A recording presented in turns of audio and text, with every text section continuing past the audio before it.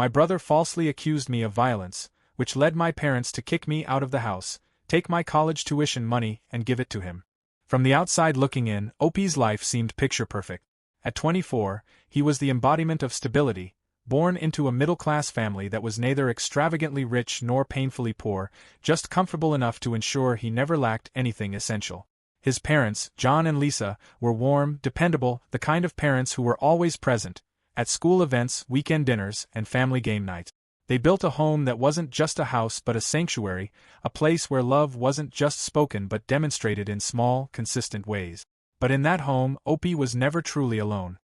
His cousin, Emily, had been a fixture in his life for as long as he could remember.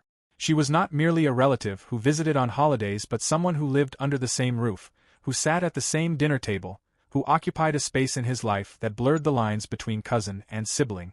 Her father, Michael, John's younger brother, had died when Opie and Emily were still children. A sudden, tragic accident. The kind of loss that left permanent echoes in a family, shifting dynamics forever. Emily's mother, Susan, had never been much of a maternal figure. In fact, her reaction to her husband's death was as stark as it was heartless. She left. Not in the way that grieving widows sometimes distance themselves, but in the sense that she physically removed herself from the responsibility of parenthood. One day, she packed a bag, boarded a plane, and vanished into a life of travel, adventure, and unapologetic freedom, leaving Emily behind. John and Lisa took Emily in without hesitation. They didn't just take responsibility for her, they raised her as their own. She had a room in their house, clothes in their closets, and a presence in every family photo. And in those early years, Opie and Emily had been inseparable. There were no real boundaries between them. They played together, shared their favorite video games, whispered secrets late into the night under blanket forts. They were always covering for each other. Emily sneaking an extra cookie at dinner and Opie pretending he was the one who took it, or Opie breaking a glass and Emily taking the blame. When the family went on vacations, there were no distinctions made. Opie and Emily were equals in everything. She was, for all intents and purposes, his sister. But there was always something unspoken beneath the surface. In the way adults sometimes spoke about Emily when they thought she wasn't listening. In the way the neighbors raised their eyebrows, murmuring about Susan's absence. In the way teachers at parent-teacher conferences always seemed unsure whether to refer to John and Lisa as Emily's parents or something else. Opie never questioned it much when they were younger. He was a child, and children accept the world as it is presented to them. Then came high school. That's when everything changed. It wasn't an immediate shift, not like a light switch flicking from one setting to another. It was slow, insidious, a creeping realization that settled into Opie's bones before he even had the words to describe it. It started with attention. Emily, always a part of his world, suddenly seemed to shine in a way he never noticed before. She had always been pretty, but now people said it out loud. Teachers, students, even strangers. Compliments that used to be directed at both of them were now only for her. She was effortlessly charismatic. Where Opie had always been more reserved, Emily thrived in the spotlight.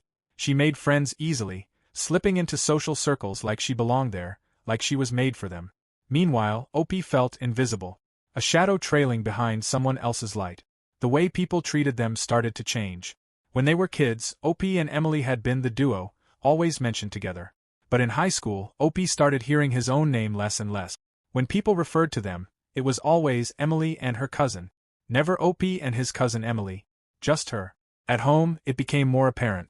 His parents still loved him, of course. They still asked about his day, still made sure he had everything he needed, but there was a difference in how they looked at Emily. There was a quiet urgency in their care for her, as if they were making up for something. As if they were afraid that if they didn't love her enough, she would leave too.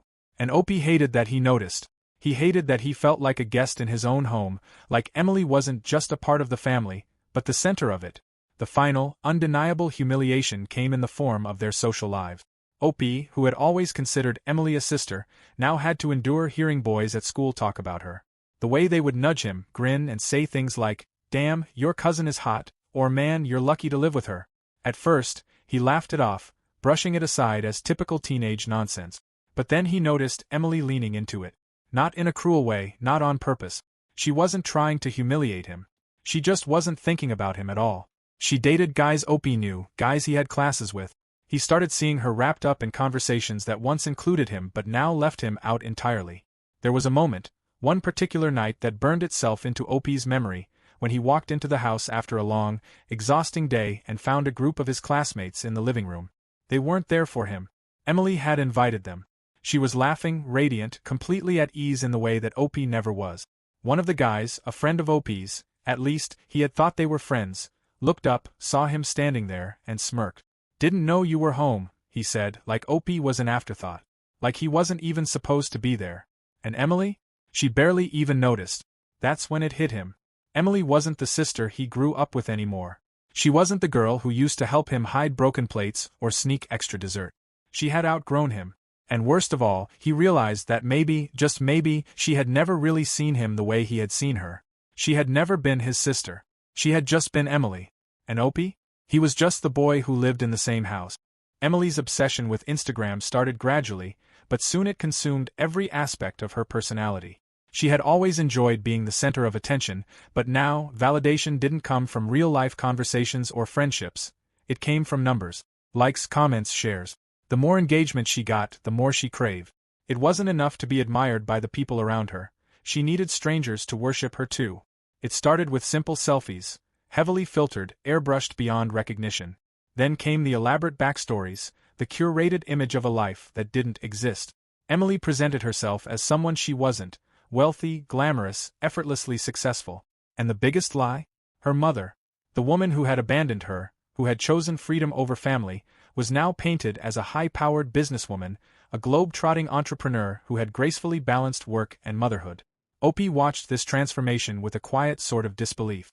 At first, it was almost amusing, the way Emily wove her fantasy world with such confidence. She would post photos of expensive clothes she had tried on in stores but never bought, claiming them as her own. She'd take pictures in fancy restaurants, pretending she was a regular, when in reality she had just walked in, snapped a picture, and left. She talked about exotic vacations she had never been on, crafting captions about another business trip with Mom, while conveniently ignoring the fact that Susan had barely sent her a postcard in years. Opie didn't understand why she was doing it. Their lives weren't terrible. His parents had given Emily everything they could, treating her like their own daughter. She had love, security, a home. But it wasn't enough. Emily wanted more. She wanted admiration, envy, status.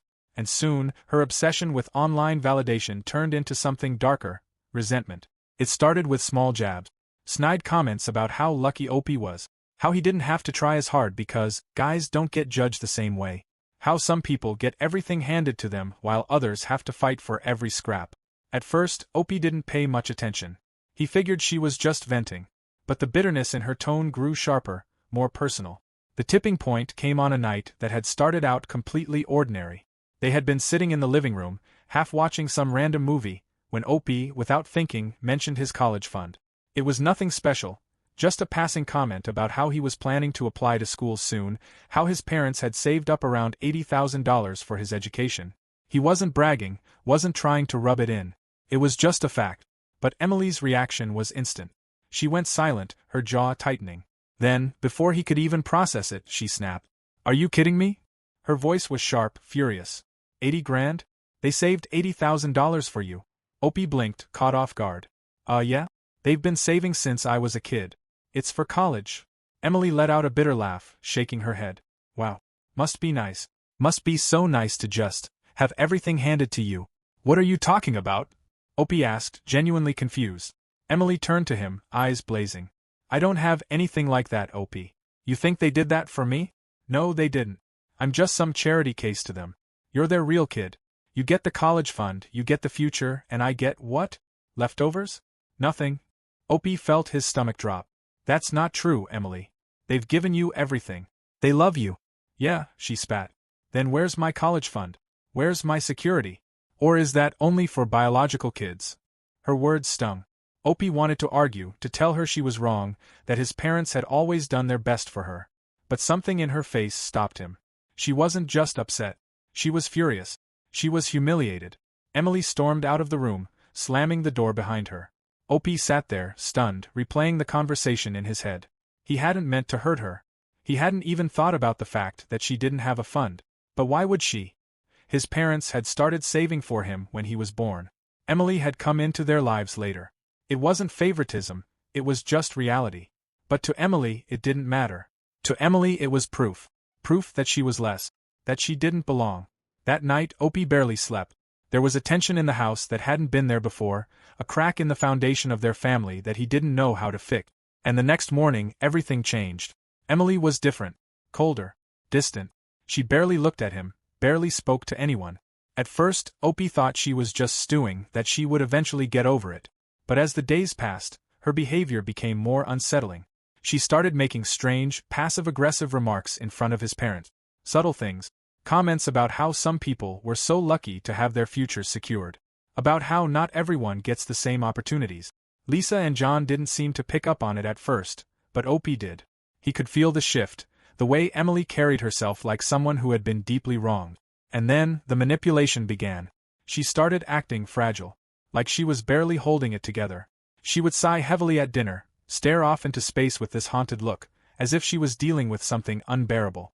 And when Lisa asked her what was wrong, Emily hesitated, just long enough to make it seem like she didn't want to burden them, before finally confessing, I just feel like I don't belong here, she whispered one night, her voice trembling.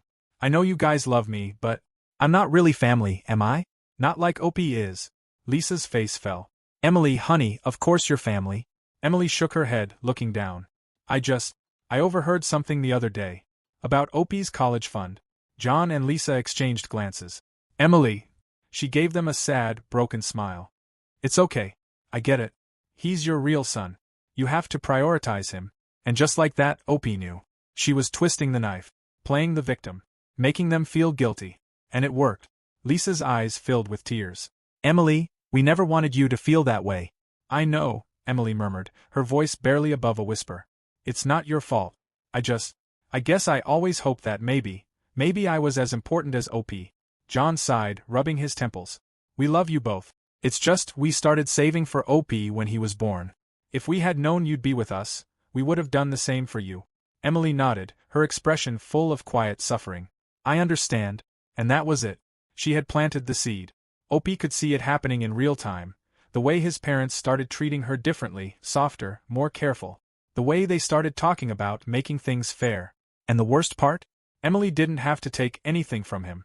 She just had to make them want to give it up. And Opie had no idea what she would do next. Opie had no idea what was waiting for him when he stepped through the front door that evening. The house felt wrong the moment he entered. The living room lights were dimmed, the air heavy with a silence that didn't belong. Then he saw them, his parents, John and Lisa, sitting stiffly on the couch, their faces lined with something between anger and disappointment. Emily sat between them, hunched over, her shoulders shaking with quiet sobs. And next to them, standing with arms crossed and a furious glare, was Jessica, his girlfriend. Something was wrong. Opie barely had time to drop his keys before Lisa spoke. Sit down, she said, her voice flat and cold. Confused, Opie hesitated. What's going on? John sighed, running a hand down his face. Just sit. Emily let out a shaky breath, sniffling as she looked up at him, her eyes red and filled with carefully curated pain. I didn't want to do this, she whispered. But I didn't have a choice. Opie frowned. Choice? What are you talking about? Jessica scoffed. Don't play dumb. Opie turned to her, but something in her face made his stomach drop. She wasn't on his side. She wasn't looking at him with concern or confusion. She was looking at him like she knew something, like she believed something. Lisa reached forward, her hands shaking as she placed her phone on the coffee table. Explain this, she said. Opie picked it up, his heart already hammering before he even looked. And then, his blood turned to ice. Screenshot. Hundreds of them. Conversations between him and Emily, except they weren't real. They were messages, Discord chats, emails, all showing him saying vile things. Threats, insults, manipulations. Things he had never said. Things he would never say. The worst ones made his stomach churn. Long, cruel messages where he mocked Emily for being abandoned, for not being part of the family, for being nothing but a charity case. I never. That's not all, John cut him off. Lisa slid another set of documents toward him. Bank statements. Money transfers. According to the documents, Opie had been paying people to harass Emily online. Anonymous accounts had been spamming her with cruel messages, things that directly mirrored what was in the fake screenshot. And the payments? They were traced back to his bank account. His mind reeled. His body felt numb. This wasn't real. None of this was real. But before he could say anything, Emily spoke again. I never told anyone because I wanted to protect you, she whispered, voice trembling. But it got worse. It got so much worse, and I couldn't keep quiet anymore. You're lying, Opie breathed, shaking his head. This isn't real. You faked this? Jessica scoffed. You think she made up months of abuse? You think she fabricated bank records? She did, Opie snapped, turning to his parents. Mom. Dad. You know me. I would never do this. Lisa flinched, her expression conflicted. But John was already shaking his head. We thought we knew you. Those words knocked the air from Opie's lungs. Jessica crossed her arms, glaring. I saw the messages myself. Not just the screenshots. Emily showed me her phone. You did this. Emily sniffled, curling into herself. I don't know why you hate me so much. Opie's breath hitched. He wanted to scream, to grab them by the shoulders and make them listen. Instead, all he could do was stare as his entire life burned to the ground. John exhaled, heavy and final. You're not staying here. Everything in Opie's body went still. Lisa wiped her eyes, avoiding his gaze. We can't ignore this, sweetheart. We love you, but we can't pretend this didn't happen. Jessica scoffed. Love? You're letting him off easy. She turned to Opie, eyes blazing with betrayal. Do you know how disgusting this is? You're sick. I can't believe I ever trusted you. His own girlfriend. The person who was supposed to know him, who was supposed to stand by him. I didn't do this. Opie shouted. Emily's lying, she's faking all of it. She wouldn't lie about something this serious, Lisa said, her voice breaking. She would if she wanted me gone. Jessica stepped forward, seething. You are a manipulative piece of... Enough, John snapped. He turned to Opie, his expression unreadable. Take your things and go. Lisa inhaled sharply. John, maybe we should. He paid people to harass her, Lisa. He abused her. We're not having this conversation. And just like that, it was over. His college fund? Given to Emily. His home? Gone. His parents? They weren't his anymore.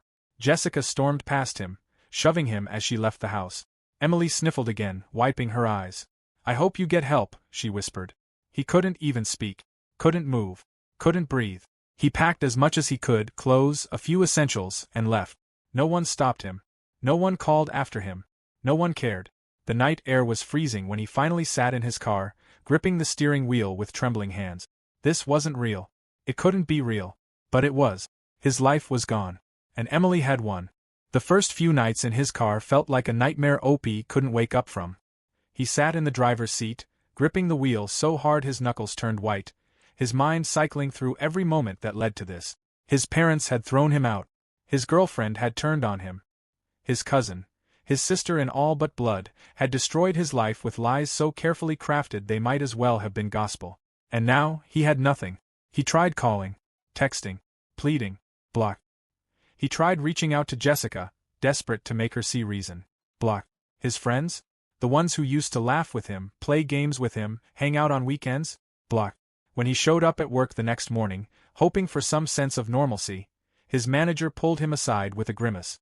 Listen, man, he said, avoiding Opie's eyes. HR got a complaint about you. Apparently, some serious allegations were made. Opie's stomach dropped. What? That's ridiculous. Who? Look, I don't know the details, but corporate doesn't want to take chances. You're fired. It wasn't just about the job. It was about survival. No money.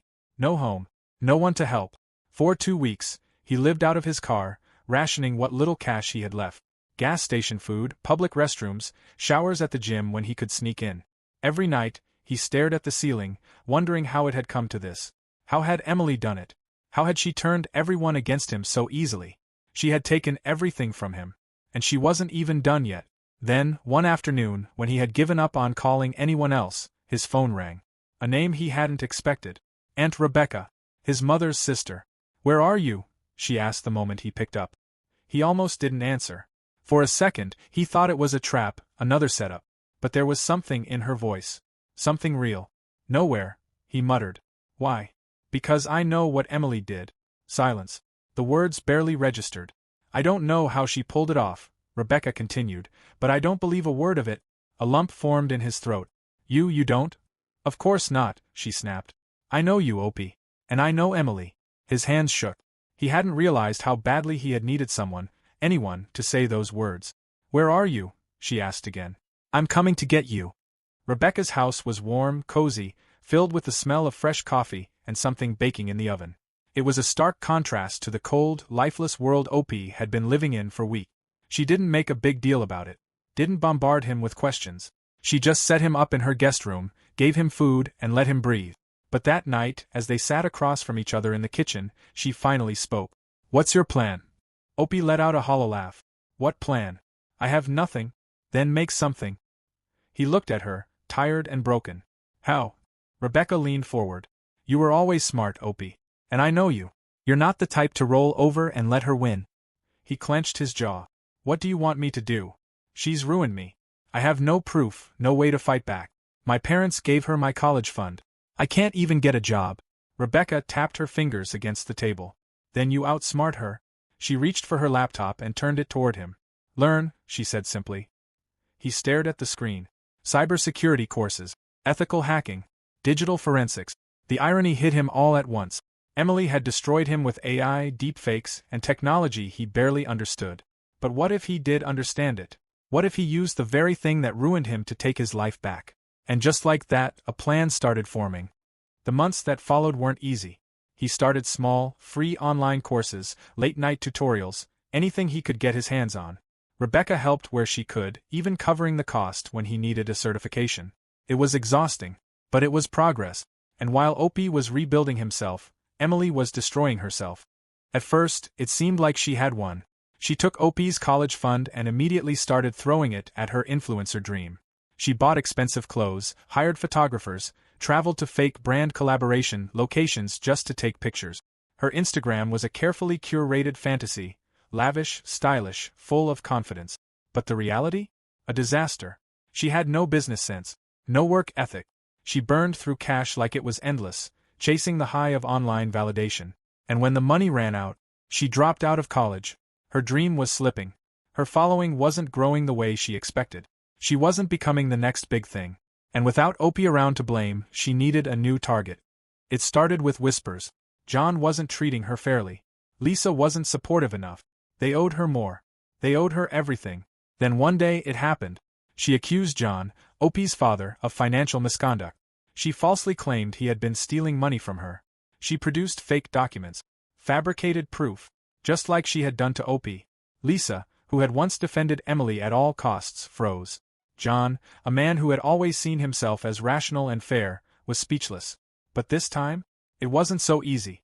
Emily had gone too far. She wasn't targeting some disposable relative. She was targeting her own benefactor, the man who had given her everything. And John? John wasn't as blind as he had been before. He hesitated, and Emily saw it. Her panic set in. The moment she realized he wasn't immediately on her side, she doubled down. Tears. Screaming. "If you don't believe me, then you never really loved me." The same tactic she had used against Opie. But this time, Lisa didn't cry. John didn't cave. And for the first time, Emily realized she had overplayed her hand. Opie sat in Rebecca's living room when he got the news. John called. Not Lisa. Not Emily. John. And his voice? Shaky. Defeated. "I think I made a mistake." Opie didn't respond at first. He wanted to feel relief. But all he felt was emptiness. John exhaled. "Can we talk?" Opie glanced at Rebecca. She didn't say a word. She didn't need to. This time, Opie was in control. Opie sat across from his father in a small coffee shop, the air between them heavy with unspoken words. John looked like he had aged 10 years in just a few months. Dark circles under his eyes, slumped shoulders, a nervous twitch in his fingers as he stirred his coffee without drinking it. "I need to know the truth," John said finally, his voice hollow. "About everything."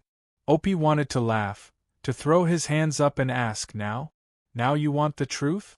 After you threw me out like garbage?" But he didn't. He just leaned back, watching his father struggle under the weight of his own choices. "Which part?" Opie asked, voice carefully neutral. "The part where Emily used AI to destroy my life? Or the part where she just tried to ruin yours?" John winced. He had no answer for that. Emily's latest scheme had backfired spectacularly. AI detection technology had advanced. Banks, security firms, even forensic analysts had gotten better at spotting deepfakes, manipulated images, and digital forgeries. And when Emily accused John of financial misconduct, waving around the same kind of fabricated evidence she had used against Opie, the scrutiny was different this time. It only took days for experts to expose the lies. The documents were flagged. Metadata analysis proved they were edited. The AI-generated messages she claimed were from John were full of inconsistencies. She was caught. And the moment people realized Emily had fabricated this accusation, a question started floating around. Had she lied before? Opie saw the cracks forming in real time. Emily's online persona had already started crumbling after she burned through the college fund, failed as an influencer, and dropped out. She wasn't untouchable anymore. Her followers weren't blindly defending her like they once had. She was weaker. And that's when Opie knew this was his chance. So, he set a trap.